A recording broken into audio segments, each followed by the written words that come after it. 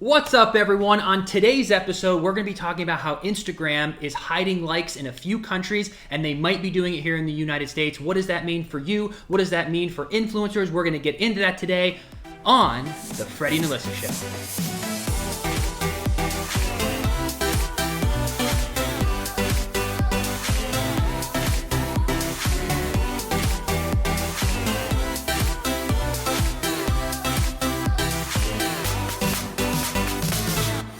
What's up, everyone? Welcome to the Freddie and Alyssa Show. I am Freddie. And I am Alyssa. Welcome, welcome. We are super excited today. We have a very interesting topic we're going to be discussing as Instagram wants to hide likes. And back in May 2019, Instagram began testing a new feature in Canada, actually, that would hide public likes and video counts on specific profiles. And Instagram actually started expanding this test into Australia, Brazil, Ireland, Italy, Japan, and New Zealand. Instagram actually a couple weeks ago had an official tweet where they explained, "We want your friends to focus on the photos and videos you share, not how many likes they get. You can still see your own likes by tapping on the list of people who have liked it, but your friends will not be able to see how many likes your post has received." It's going to be very different. It's going to be very different. And I think also we're all these creatures of habit, and anytime there's a new update, I know on any of my apps, I'm like, what's going on? Yeah. But there are a lot of pros and cons to this, and I'm kind of curious to see what you think about everything. Well, I think the main reason is that it's kind of no secret that there is, especially in the younger generation, especially the female younger generation, that there's links of depression, loneliness, and anxiety that is going along, as some people call this, a slot machine, and that the tech companies are building this for people to stay addicted to it, to stay on it, and that is all true, and I understand that argument, but I also understand that there are way more benefits than there are negatives, as long as people have the right perspective of what Instagram and Facebook is. And I don't think we can be too hard on maybe the tech companies know what they're doing, but they're probably looking at it as like the parents and the kids and people are just going to have to get used to this new way, and we just kind of got thrown into it, and no one knew the good or the bad that was going to happen. But now it's becoming apparent that it is creating depression, and I think starting off with hiding likes, and they're going to be implementing it in the United States soon, I think. I don't know what that's going to do, but I think the only people who are really going to care are the people who are influencers and business and brand builders. But we'll get into that later in the video, and we really want to break down the difference too, because if you're someone who uses Instagram as an educational tool or as entertainment, you might see Instagram as a whole different thing, where someone who uses it for brand building or business or their career sees it as another whole thing. So we want to share both sides of it so you can have a full understanding. But I think a few of the benefits for hiding the likes, like they said in that tweet, is that people are going to focus more on the community. Yes. Which is what this is for, that if someone's getting engaged or someone gets a new puppy, like these are the reasons that we have Instagram and Facebook and everything, is so that you can keep your family and all your friends up to date. And I think if someone's looking at how will this photo, and that's the whole the cliche of is the lighting how many people take 97 selfies. And even for me, if you look at my phone, there's probably 4 to 6 every selfie I do. I don't do 100, but there are people who do that. Then they filter, then they have to go back. But they're doing that because of how they're being perceived, but also they're thinking it's going to get them more likes because that's attached to their self-esteem, which isn't good. Well, on Facebook too, what we've discovered over the years, they love meaningful engagement. Yes. So when they see that people, especially on Facebook, are in your comments and you're having a good conversation, an actual social conversation, they will boost that because that's what they want. It's a social platform. But I think so many people see these blurred lines of, oh no, it's just about this public persona that I have and who I am, and having the right angle, having the right photo, having the likes, and it's not about that. We might look back years from now and go, oh my gosh, I can't believe people used to get likes on specific photos on Instagram. It's just, we don't know what it's going to evolve into. We don't, and it'll be a test. It'll either work or it won't, but I think the most important thing is people are going to post more meaningful content, because they're not going to be able to people aren't going to publicly know if that got 17 likes or 1,700 likes. Yep. Well, and I think too, people are going to be posting what you actually care about, as opposed to, ooh, I know this is going to get more likes. You know, being on the business end of it, we will post a lot of different pieces of content knowing, ooh, my audience will love this, you know, as opposed to, hey, I really love this, I want to talk about this, or I love this quote, but I know it's going to get half the amount of likes. That shouldn't be your mindset and what you're thinking of when you're posting. But I think even if they didn't get rid of the likes, it's the mindset of understanding it. It took me a couple years to understand that the actual likes on the business end, it does matter, but it doesn't. What matters long term is for people to really know your authentic self and not to pander. It's like, that's what I've been posting a lot lately, of exactly what I'm feeling as a person. Yeah. And there are things people are going to like, there's things people aren't going to like. Sure. But if I want to post an article or a quote that gets 400 likes, but if I post a picture with some of my castmates, I'll get 4,000 likes. Yeah. I know that I know what people, majority of my followers want to see, but I'm not going to hide 80% of who I am and not share my ideas, because my ideas will impact other people. Yeah. And so I have come to terms in the past 6 months to a year that I don't care. I want to post what's authentic to Freddie Smith. So if someone goes to my Instagram or my YouTube or my Facebook, that they can in 20 minutes find out who Freddie Smith is, not just a part of who I am.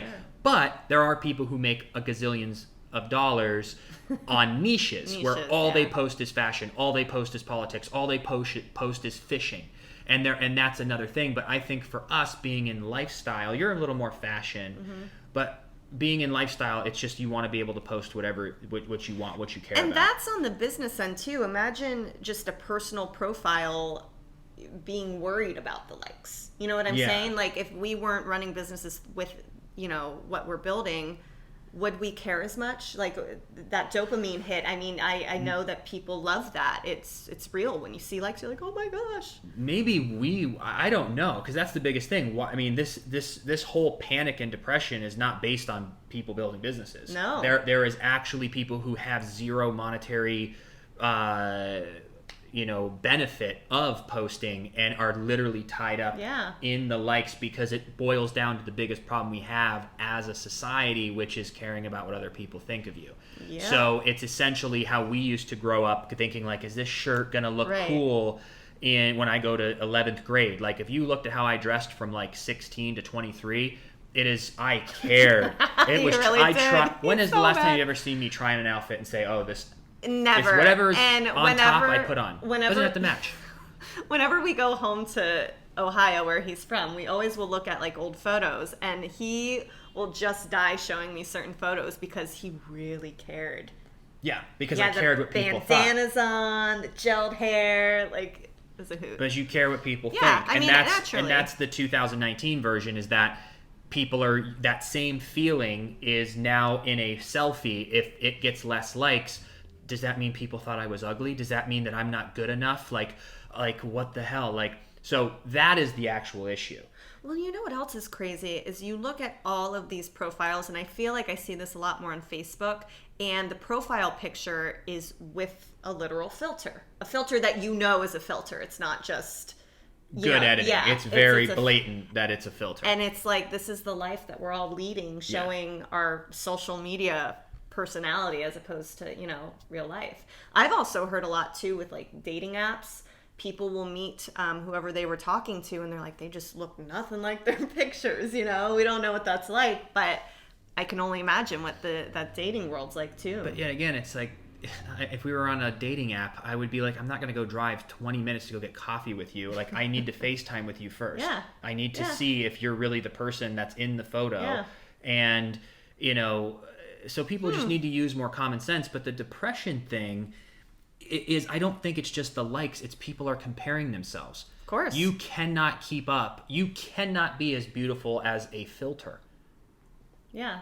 Like, that's what a filter's for, but people are looking at their friends using filters thinking, I'm not that beautiful. It's like, it's a filter. But before social media, we were looking at magazines, billboards of these retouched high-quality photos saying, oh, I want to be like that person, but I'm not. It's always been there, but I think with social media, you see your friends, you see your community, and you're like, well, wait a minute. And that is just... You could say, well, that's a celebrity. Once I get rich and famous, then I can look like that. When you go, this is the girl in my English class. Oh my God. And it's 24/7. Back if you drove by a billboard, that was a split second. If you had a magazine, you'd flip through it for 30 minutes and you're done. No, I was reading this article the other day, and this teacher had every single student in the class turn on the ringer on their phone. And during the entire class, anytime there was a ding, they would have to go up to the board and do a tally of whether it was Snapchat, Instagram, email, text message. And if you look, maybe I can actually find the graphic and we can impose it, because this entire class, the entire time, your attention is taken away from what you're trying to learn, because people were just nonstop getting dings. And it's crazy because obviously text message was really, really popular, but emails were even more popular. And we've kind of chatted about this, that in today's day and age, we always are giving our email out, you know? Yeah. Like, ooh, you can get 15% off, type in your email. And I get emails all the time just from, you know, different companies, and that's what's going off on people's phones. So not only are they 24/7 seeing all their friends with these filters and what's going on and Snapchat, like, while they're in school, but their phones are going off nonstop. Yeah. And that's crazy. It's absolutely crazy to me. But I'm on the side that I don't mind it. It's not the technology's fault. People just need to, like, you can't drink alcohol from 8 a.m. till 8 p.m. every single day. Right. It's the same thing with social media. If you're having an issue where you're being distracted, where you're feeling like crap, then don't do it as much. If you drink alcohol once a week or once a month, you feel really good, especially if you do 2 drinks. If you drink 15 drinks on a Friday, you're going to feel like crap. If you're looking on social media and using it like a drug in a negative way, not a positive way, you're going to feel like crap. So it's just, we're all learning, and people are getting it young. And that's why mentioning using the alcohol example or cigarette example or driving or voting, there's a lot of things that people aren't allowing 12-year-olds to do. Yeah. And now 12-year-olds are on here in an addictive way. The 12-year-olds can't gamble. 12-year-olds, like, think about that. But they can be on this, which is the same exact category of dopamine. So I just think but then the parents, how are you gonna? Then you're gonna get. We're all navigating, trying to figure it out. If you're the only 14-year-old girl in high school who doesn't have a cell phone or Instagram, that's going to be detrimental because everyone else in school has it, and she's the one that doesn't. So it's like this give and take. What's interesting? I remember being in high school, and it's quite a while ago, and I had gotten this new sidekick, and I was in 12th grade, so. This was the first time you could, like, go on the internet. And I mean, the internet was so slow and it took forever. But all my friends would always ask me, they go, hey, can I borrow your sidekick real quick? I need to check my email. And so, like, they'd all pass the sidekick around and, like, go on the internet. And back then, though, if our teachers caught us doing it, they would take it away. We'd get in trouble. So I wonder what that's like. I mean, I know now all the kids have it. So how do you I'm sure you have to keep it away and on silent. But I mean, it was just so cool back then, and now everyone grows up with them. Like, you see, like, even my niece at 8-9 months old now, she will see a phone and she wants to grab it. Mm-hmm. Well, because think about the stimulation you get. It's got. She's always like, Before you had a wooden box with 3 colored shapes that you would stick through, and that was stimulating. Or the what do you call that? That's above the carousel. Oh, yeah. That's not it. I know what you're talking about. But they make it stimulating, and a phone is super stimulating. Yeah. There was even a video on Instagram of an actual, like, monkey or chimpanzee using Instagram correctly. Google that or YouTube it. I'm sure it's somewhere.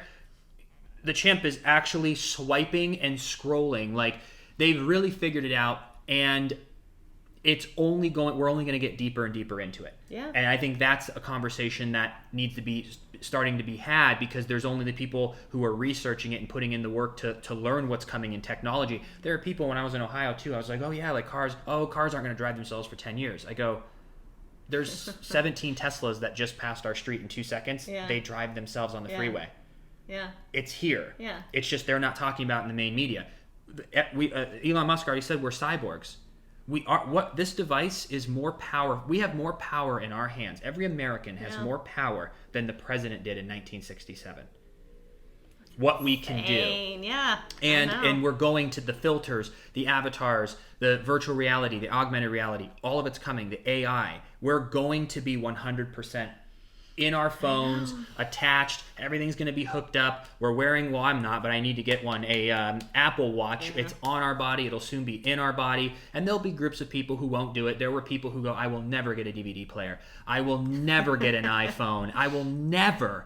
And after a while, you're just 15 years late, but you'll have to get it because there just is no other option. Same thing with all of this stuff. You're going to have to. So if you're young enough, I would think it's a good idea if you're 50, 60, 70, 80, you need to get on all this stuff, not to do what everyone else does, but be aware of it because technology is going to jump times a million in the next 10 years, and I think it's worth it. But do you ever notice, though, when you're doing certain activities that you have to set your phone away because you know you'll be on it? Like, I know for me, if I'm, like, writing or trying to get work done, I have to keep it in the other room because I will see my notifications and I'll want to get on it.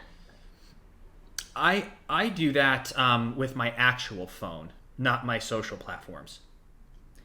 Like I think for the past 6 months, my phone has been on Do Not Disturb all the time. I never take it off unless I order Postmates and they're going to call on the front door. I'll take it off so I don't miss the ring. It's true. Because my work emails me, so I get email notifications. All my friends I talk to through Instagram and through like email and through. I mean, I don't even check my Facebook messages. If you ever want to get a hold of me, it's through Instagram, it's through email, or it's through YouTube. So 2019. Facebook, I don't ever look at. I'm sorry. And then my text messages and my phone calls, I very rarely. I never because everything's through Instagram. Everything is through So it's like that's how I've been able to focus on what I'm doing is. I just, when I'm on my phone, it's for like Instagram or YouTube or one of the platforms. But I think this is actually, we didn't mean to do this, but this is a good segue into educating people on what influencers are. Because I think in general, people will go, oh, an influencer is just someone who takes a picture and they get paid lots of money. And it's like, yes. But there's a whole thing to it, and I just kind of wanted to explain to people because we even had this guy. We were sitting at breakfast like 2 months ago, and he was probably like in his late 60s, early 70s. Sure. Real sweet guy. And he walked by, and I was on my phone, and Alyssa was sitting across from me, and we were both on our phones. And he goes, "Are you texting each other?" And we were like, like we were polite, obviously, but it just he doesn't understand what we were doing. Like we weren't just watching like just sitting there texting stupid other people stunt videos and cats playing with a ball of yarn. We were.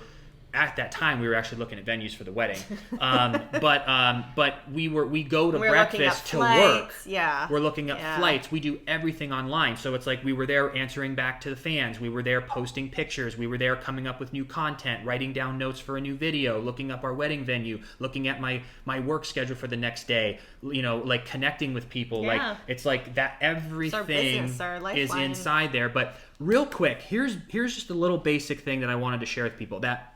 I don't know if you know this, but Facebook bought Instagram years ago. So Facebook and Instagram are the exact same company. They're owned by the same person.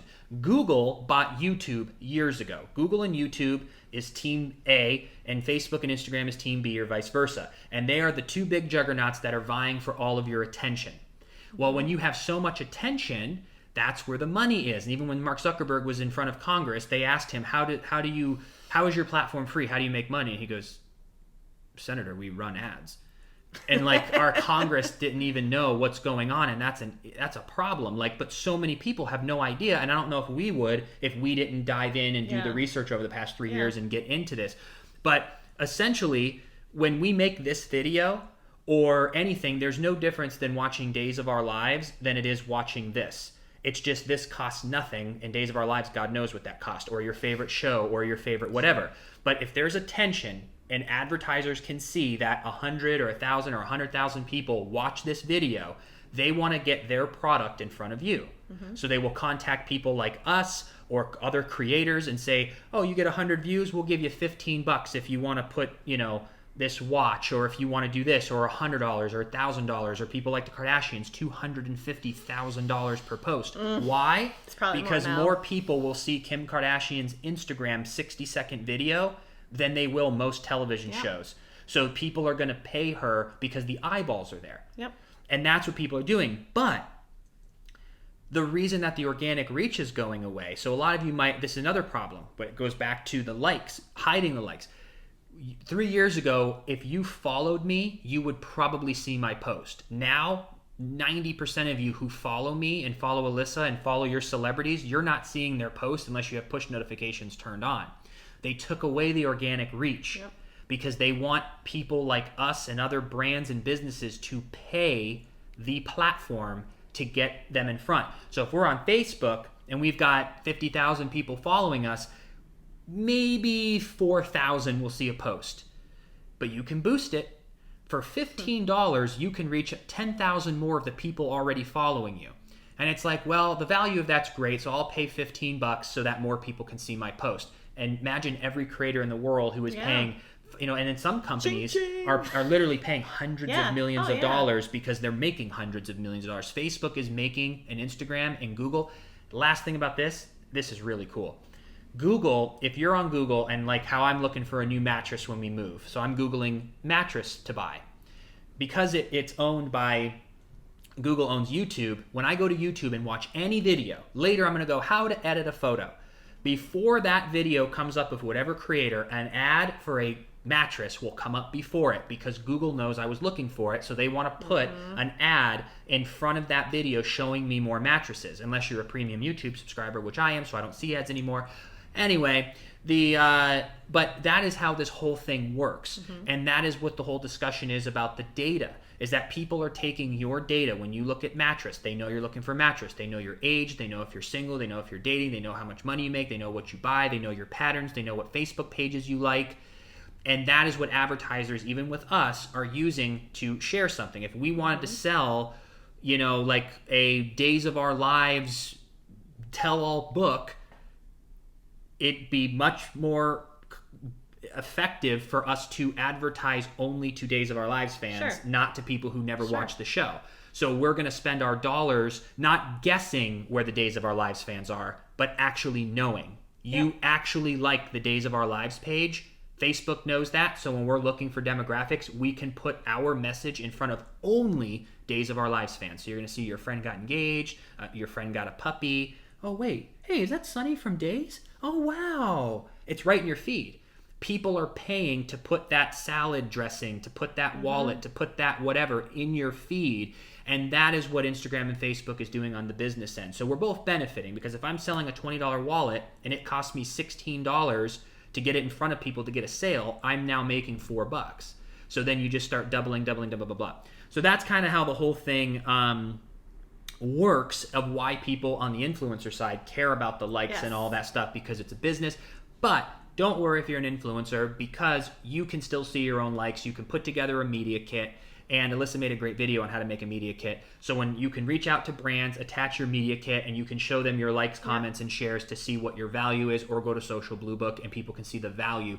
But it'll still be better for no one to see the likes, so that every creator and content creator can be themselves. The average 14-year-old can be themselves without the weird self-worth or money attached to it. Well, and there's nothing worse if you're doing, say, a collaboration with a brand and you press post and you want to make sure it's at the right time. You want to make sure it's engaging, people see it.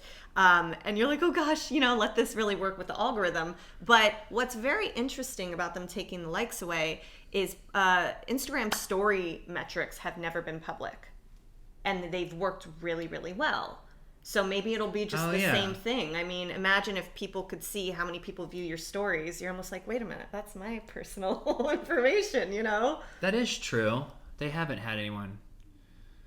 So I think it'll work. Yeah. I think that it'll be great. And at the end of the day, yet again, for creators and for people, just post. Who cares? Social media, be just social. Post. Share what you want to share, what makes you happy. And if people don't like it, who cares? Thank you, next. Yeah, just move on to your next piece of content. Just post whenever. Just post. Like, put it all out there, because people are consuming more and more and more and more and more. And so that's why for all of this too, for parents, for kids, everyone needs to have a conversation of what these platforms are for. The platforms, and I have 5 things why you should use social media in a positive way. Number 1, use it to share your ideas. The reason that we're seeing all the good and the bad in the world right now is because everyone has access to a platform. Before, you had to get on national television. How the hell are you going to get on national television? Now, you just start an account and post something, and if it's good, it'll go viral. And so share your ideas. Number 2, go on there to educate yourself. When I go to my Instagram feed, it is real estate, it is entrepreneurship, it is business, it is quotes. My whole feed is educational, and number 3, inspirational. That's what I see. And then I have a couple people that I enjoy like someone like Dwayne Johnson is both educational, inspirational, and entertaining. Yep. So go there for entertainment, just like Netflix, or watch something on Instagram TV or on YouTube or whatever. And another thing I love to use it for, real quick to cut in, I love to be able to see what my friends who don't live in California are doing. I feel like I'm able to keep up with them. You know, like some of my really great friends from home, I can see, and I don't feel like I'm skipping a beat with them or missing a beat, you know? As long as it's the friends that you actually are... That I genuinely want to follow. Yeah, because if you have a bunch of acquaintances... then you might just start getting into that. I'm talking good friends that I miss, that I want to see and be there in their everyday life. And I just feel like they're a little bit closer because I can text them and be like, oh my gosh, I saw X, Y, and Z, or respond to a story or write on the comment. And I just feel like I'm still there, which is, I don't know, I love it. Well, yeah, that's the main thing is doing that, is to follow those people. And then number 5 is... if you're going to build a business, it's the greatest thing ever. There are companies who are already huge that are going to be left behind if they don't. That's another whole video. But those are the reasons to use it. The reasons not to use it, which many do, is you go on there to try to get your self-worth validated. You're going to lose because you're always going to find someone doing better than you. Yep. No matter what you do, no matter what you lose weight, you gain weight, you build muscle, you make money, you move, you go here. There's always going to be someone doing better than you. So going there for your self-worth is pointless. Number 2, if you're going there to pick fights and argue with people, you're just going to get yourself angry. It's going to start bleeding into the actual reality. Yeah. Number 3, if you're going on there to bully people because that's how you get your high and you get your fix of like talking crap to people, don't do that. That's just a waste.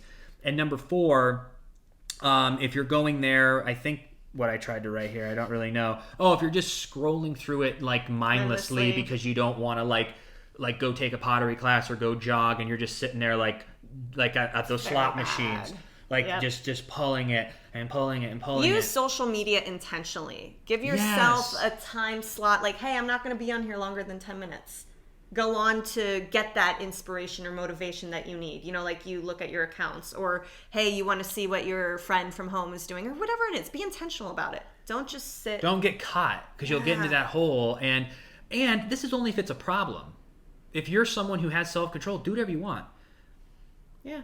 Do whatever you want. There are people who like to use the alcohol thing again because it's an addictive thing. There are people who use it in a amazing way and they use it in a beneficial way, and there's other people who abuse it. It's the same thing with social media. If you don't have an issue, if you don't find yourself being depressed or lonely or anything, keep on him. But it's important to talk to your kids, because the new generation, and that's yet again another video. I should be writing these down. This is the first time I can only imagine that the younger generation is living in a different world than their parents. Yep. Unless their parents have caught up with everything. Yeah. But they keep saying, I think they're acting like social media is like how video games were. Yeah. It's not. Yeah. The actual world is changed. Yeah. So it's really sit down with your kids, but then again, if it's like how we always looked at parents until you get older and then you're more like... Well, I'm interested too, because I have friends now that some of them have kids who are like 9, 10, they had kids pretty early on, but once they get a little bit more into those teenage years, their parents, I feel, aren't going to be too far behind because they grew up with technology. Yes. For our first generation. So that will be interesting. But at the current moment right now, anyone who has like a 17, 16-year-old, maybe they... I think that, yeah. I think that's probably going to be the biggest disconnect at the moment. Yeah. It was that if you were born in the late 90s, early 2000s is kind of probably the generation that's the most like disconnected if the parents didn't hop on. Yeah. It's that in between. Yeah. And that's a speculation. I don't know, but I can only imagine. We'll see. We'll find because out. For us, we were able to grow with it. Yep. We grew up in high school without Facebook, and then we were allowed to have Facebook. MySpace. And we but we didn't. Journal. We didn't know what that was and what it is today, but. So that's that. So we just wanted to give you some information on that. We'll keep you posted on what's happening with the hiding of the likes and how people are liking it or disliking it. Because we'll see. Cute. We'll see though. Who knows when it will come to the U.S. If you're in the U.S., who knows if it will be implemented long term? We have yet to find out. I'm open. I'm just going to go with the flow. Yeah. We'll all move on. There's going to be new stuff and things. We just got to keep posting, keep sharing ideas. We're in a transformational period in our society, and all we can do is be kind to people and share our ideas. And we can use these incredible platforms to do so. So thank you for watching. If you're listening to this on our podcast, thank you for listening. We love you guys. We want to hear what you think, so let us know. Let us know, comment, email, like DM, Instagram, DM, like Facebook. it while you still can. No, you'll always be able to like it. But anyway, thank you so much for watching, and we'll see you next time.